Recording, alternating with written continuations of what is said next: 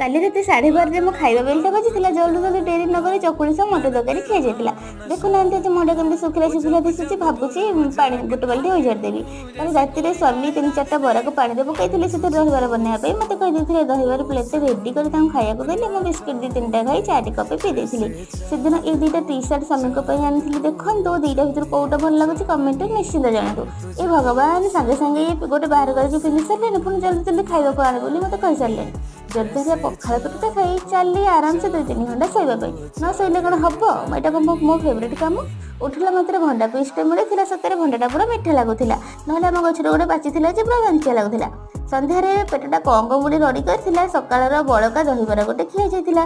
ଏବେ ମୁଁ ମୋ ଜୀବନ ଭାବୁଛି ଚା'କୁ ଛାଡ଼ିଦେବି। ଆଜି ଲାଷ୍ଟ ଟାଇମ୍ ପାଇଁ ପିଇ ଦେଉଛି। ରାତିରେ ଏଗ୍ ଫ୍ରାଏ ସହ ରୁଟି ବନେଇଲି। ଆପଣମାନଙ୍କ ସବସ୍କ୍ରାଇବ୍ ଅନେଇ ବସିଲି। ଜୟ ଭୋଲେନାଥ।